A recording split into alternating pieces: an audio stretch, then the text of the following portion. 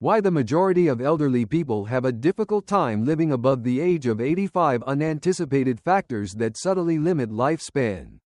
Why does it appear that the majority of older individuals lose their vitality after the age of 80? Even people who were bright and doing well just a few years ago frequently start to decrease in their levels of intelligence. To tell you the truth, the majority of people believe that what happens after the age of 80 is solely determined by genetics or luck. But that is not even close to being the complete tale. In this video, we are going to take a look at 5 unexpected factors that explain why many older persons struggle to live long or stay healthy above the age of 80. These reasons are sometimes disregarded and rarely spoken to provide an explanation.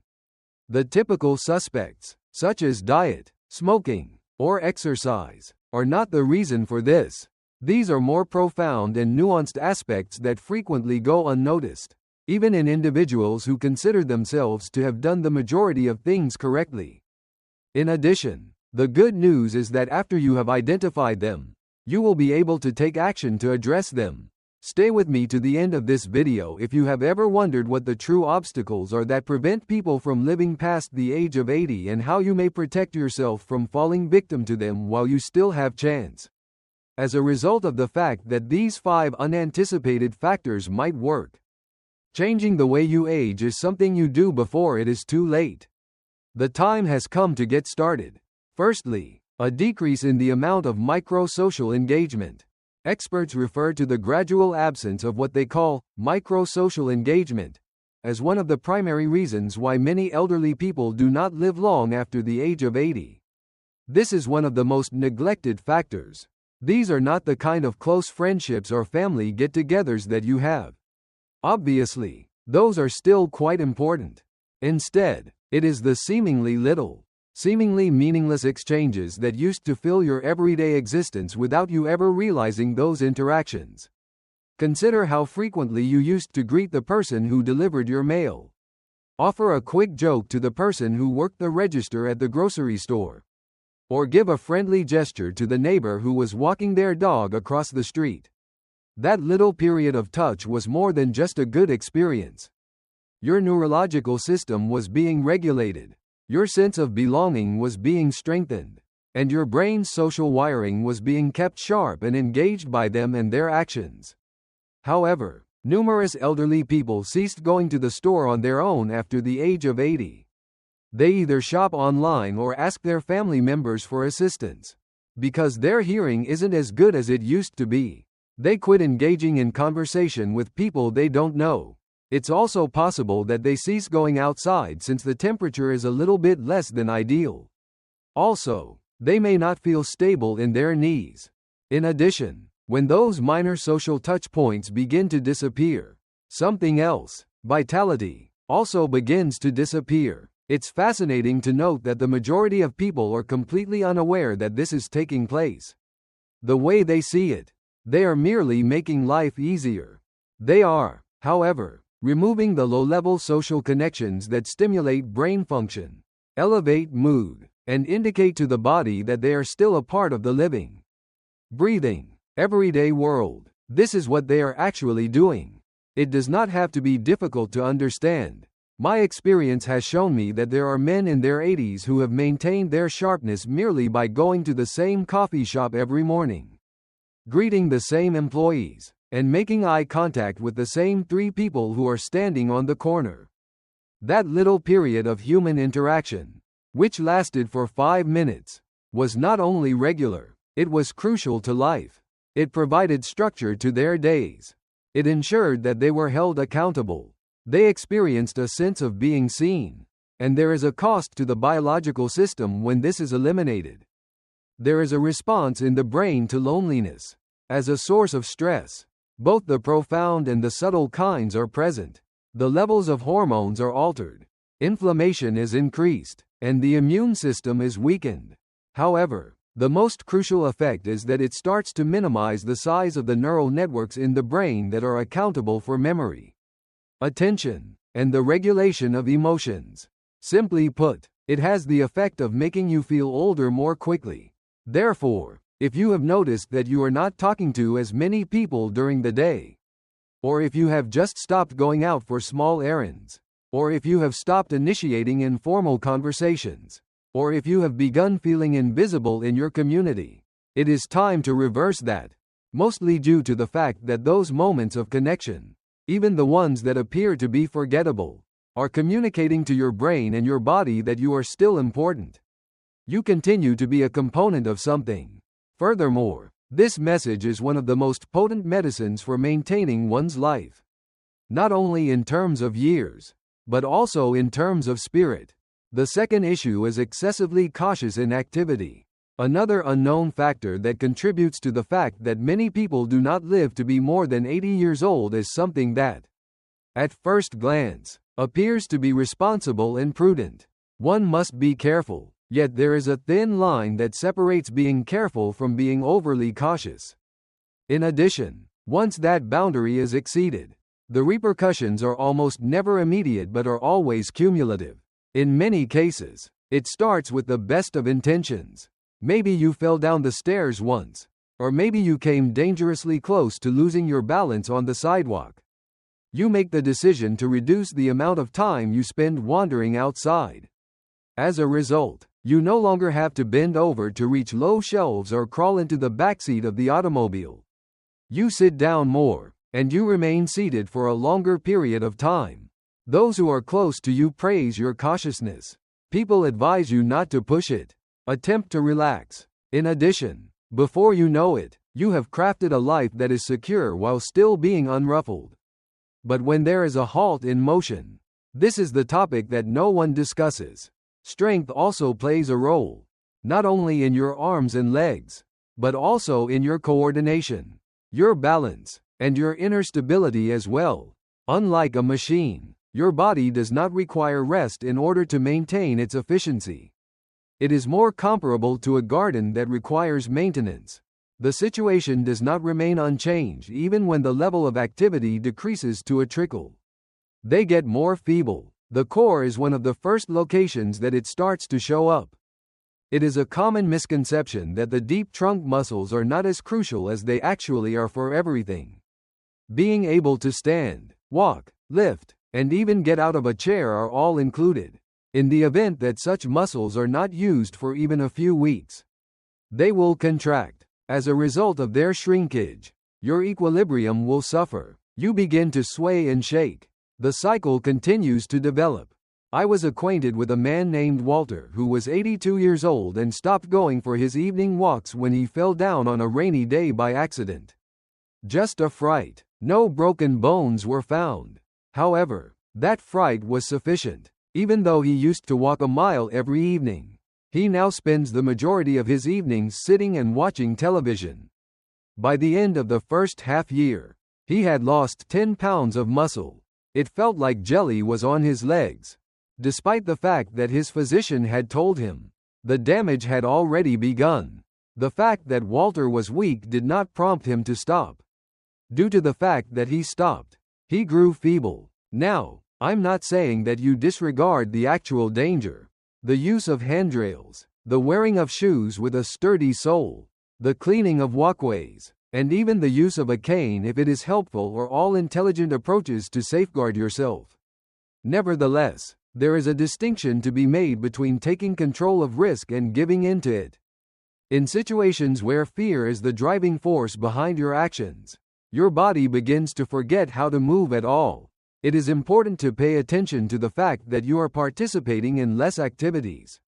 Not because you are unable to do so physically, but rather because you are terrified of what can occur. Inquire within yourself. Am I attempting to defend myself? Or am I gradually vanishing? Simply avoiding falling is not enough to ensure one's survival after the age of 80. The important thing is to keep moving, even if you have to do it more than you planned. Taking care, moving more slowly, and being more deliberate. It is through movement that the body is able to recall that it is still required. This is the means by which your systems continue to function. Your brain continues to remain attentive, and your heart continues to pump with intentionality. And if you are still watching this video and consider these observations to be insightful, I would appreciate it if you could leave a comment below number 2 to let me know that you are here. I strongly suggest that you subscribe to the channel and activate the bell if you have not already done so. This will ensure that you do not miss any videos. With your assistance, we are able to continue producing high-quality content that will both inform and inspire you. Now, let's proceed with our plans. The third issue is that irregular light exposure might cause sleep cycles to become interrupted. There is a silent clock inside your body that does not tick, but it is responsible for practically everything: your state of mind, your metabolism, your immune system, and even the way in which your brain regenerates itself while you sleep. Additionally, around the age of 80, your internal clock, also known as your circadian rhythm, becomes particularly highly sensitive. During the day, there is not enough light, and during the night, there is too much light. This is one of the primary reasons why it drifts off track. In the beginning, you might not even realize it. Possibly, you have begun to sleep a little bit more throughout the day, falling asleep in the afternoon light, or perhaps you have stopped going outside on a regular basis, particularly during the months when the temperature is generally lower. In the evening, you might switch on the television, or you might leave the lights on till late at night while you are reading or watching a movie. Despite the fact that each of these alterations can appear to be harmless, when taken together, they collectively cause the body to get confused about when it should be attentive and when it should be resting. In order to maintain its rhythm, the body is dependent on natural light. Your brain receives a signal from the bright morning light that it is time to wake up, to get moving, and to transfer energy to the areas that require it. In addition, the presence of darkness at night triggers the release of melatonin, a neurotransmitter that helps you get ready for a restful and rejuvenating sleep. What happens, however, is that your internal signals become jumbled when your eyes do not receive sufficient amounts of the natural light that is present during the day, or when your evenings are filled with artificial brightness from screens or bulbs. Because of this, you can find it more difficult to fall asleep or to remain asleep throughout the night. Even if you have been in bed for 8 hours, you could still feel foggy when you get up. It is possible that you could experience a decrease in your energy levels during the day, or that your memory will feel a little more hazy than usual. In addition, the interruption of your sleep has a long-term impact that extends beyond your energy levels. As a result, your immune system will perform less effectively, your mood will become less stable, and the danger of cognitive impairment will even grow. There is also the problem of vitamin D, which is produced by the body in a natural way when your skin is exposed to sunlight. After the age of 80, your body's capacity to produce vitamin D through the skin begins to decline, which means that spending time outside on a consistent basis becomes even more important. When you don't have it, your immune system, muscles, and bones all suffer the consequences. One day, I had a conversation with a woman named Helen who was 84 years old and had been experiencing growing feelings of exhaustion and disorientation. It appeared that her blood testing was normal. She had not made any changes to her diet, and she was not taking any new drugs. What is the defining moment? A simple recommendation from her physician was that she should spend 20 minutes each morning sitting by the window with her blinds wide open, and that she should switch off all of her electronic devices 1 hour before going to bed. Her sleep became more restful within a fortnight, as did her recollection, as did her state of mind. This was not a brand new pill. It was not heavy. Consequently, if you have been spending the most of your time indoors with the curtains drawn, or if the blue light that comes from your phone or television is filling your nights, it is time to make a change. Make it a goal to get outside within the first hour of waking up. You should allow your eyes and skin to absorb the morning light, even if it is only for a few minutes, and you should do this on your porch. When nighttime arrives, turn down the lights. Let your body get ready to relax and wind down. This smooth beat is more than just a source of comfort. It is a means of survival, mainly due to the fact that a lot of people are unaware of the fact that the body does not just age due to the effects of wear and tear, but it also ages due to disorganization and systems that are not in sync with one another. Additionally, Re-establishing your light cues, your sleep routine, and your daily rhythms is the means by which you might regain that sense of structure. Even though we are 85 years old, we are still on track with our schedule. That is how you tell your body, we have not yet stopped moving. We are still present here. Repressing one's emotions as a result of loss and isolation is the fourth point. For many people, by the time they reach their 80s, they have already experienced more loss than the majority of younger people can really fathom. A spouse, a brother, a friend for life, and even a child might be considered a family member. And even while people from the outside world may express their condolences in a respectful manner, what is rarely acknowledged is the extent to which those losses accumulate. Not only in recollection but also in the body. It is not just grief that is common over the age of 80, rather. It is the repression of emotions, a steady and silent habit of swallowing the grief instead of expressing it, of putting on a brave front because you feel like you should be used to it by now, or because there is no one left who truly knows the depth of what you've lost, is what we mean when we talk about this. When it comes to the truth, however, the body does not forget. Grief does not simply vanish when it is not processed, when it is not expressed, when it is not shared, and when it is not felt to its fullest extent. The item is put away. Additionally, as time passes, the mental burden becomes a physical burden.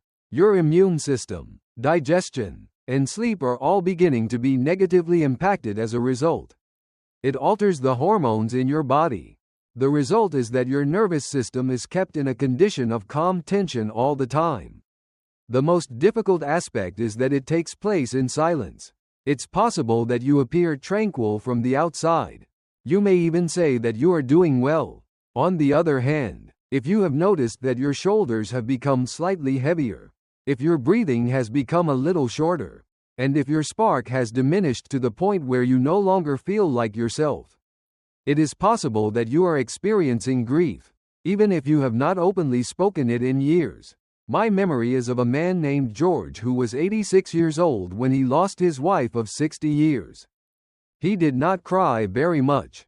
He stated that it was not his way, and he stated that he was doing okay. On the other hand, within a year, he had lost weight, stopped going to the senior center, and was having difficulties sleeping. It wasn't because he was sick, rather, it was because his body was carrying something that it had never been allowed to let go of: sadness. You have to understand that emotional suffering does not have to be severe in order to be harmful. Furthermore, by the time it manifests itself in your health, the connection may not always be readily apparent. To a large extent, it is not just physical strength that maintains people living well past the age of 80. It is a form of emotional oxygenation.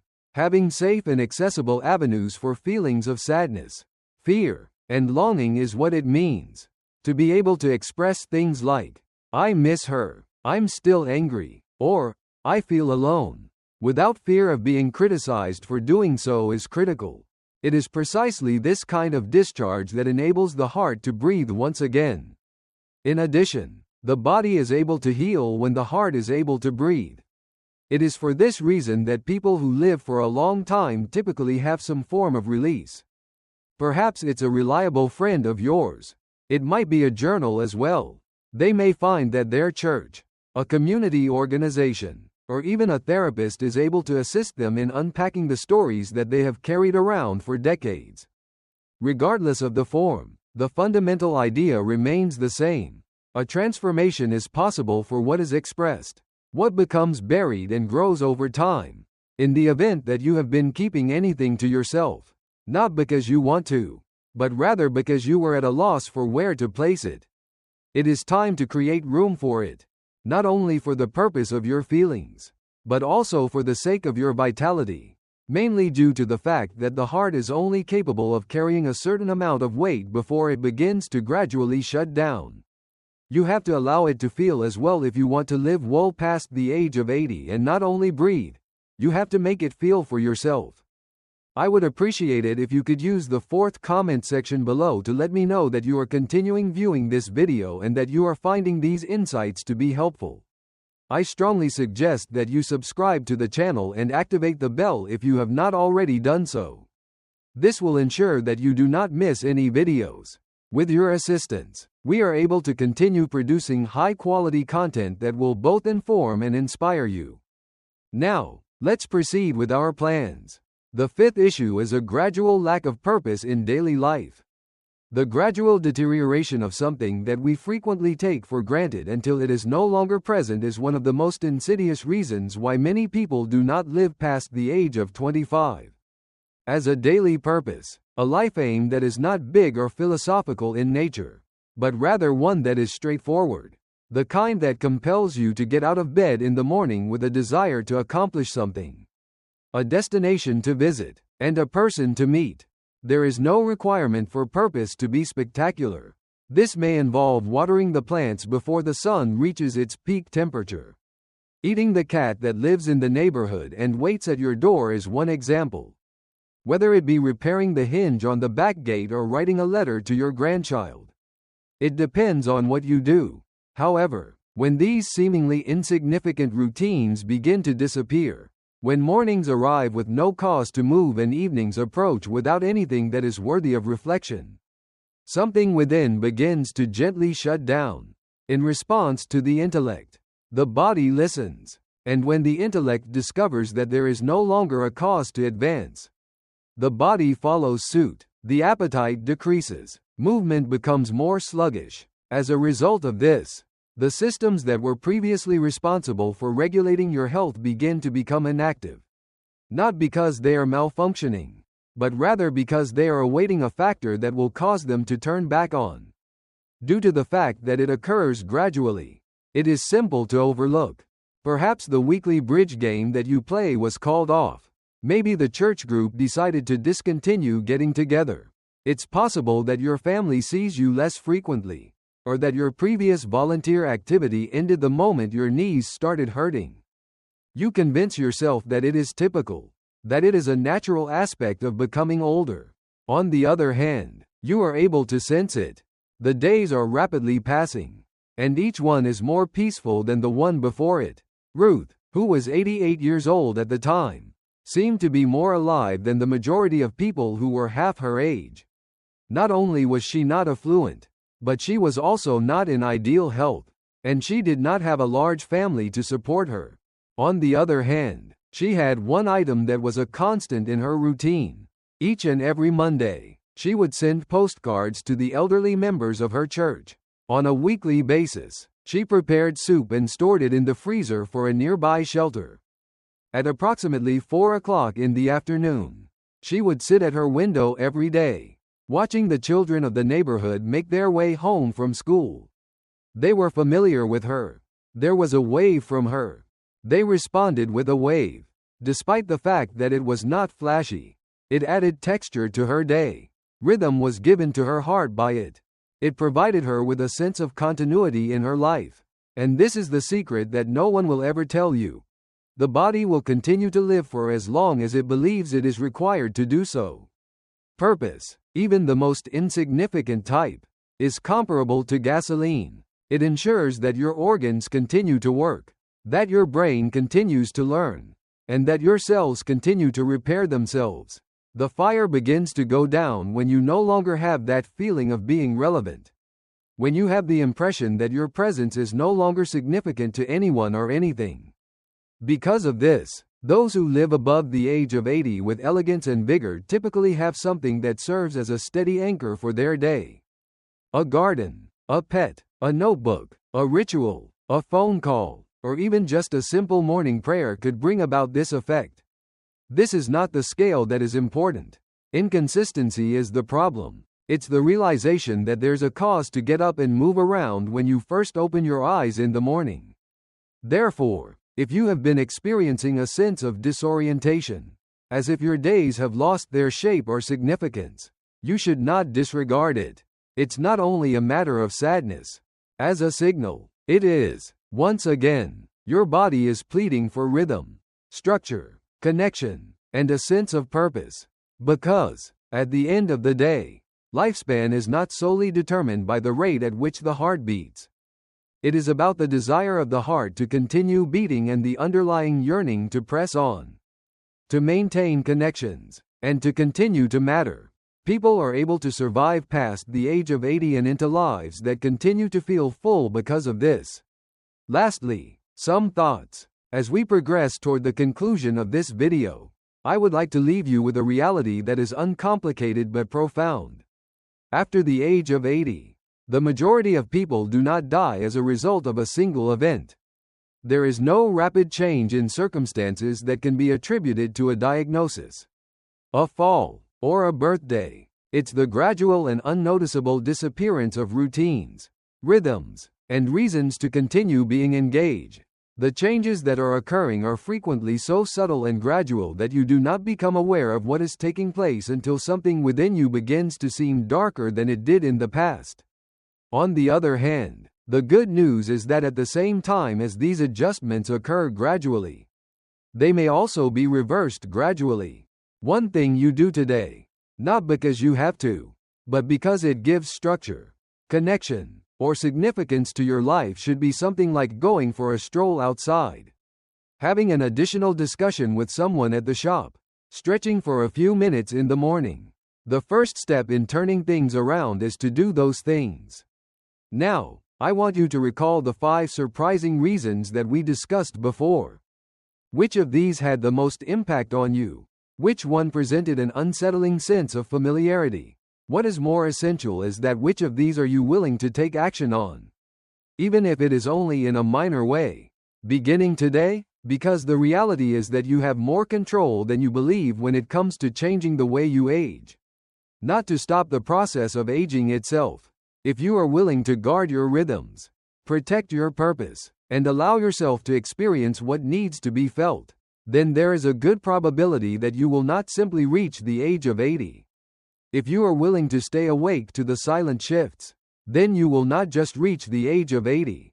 You will live beyond it, truly and completely, according to your own terms. We appreciate you being here with us today. It would be wonderful if you could get in touch with us. Please leave a comment below and tell us about one item you discovered today and how you intend to put it to use in your life right now. We place a high value on your opinions, so please do not be reluctant to share them with us. Our inspiration and encouragement are greatly increased as a result of reading your remarks. I would appreciate it if you would like, subscribe, and share this video if you found it to be informative and enjoyable. With your assistance, we are able to continue producing high-quality content that will both inform and inspire you. We appreciate you taking the time to watch, and we hope to see you in the future video.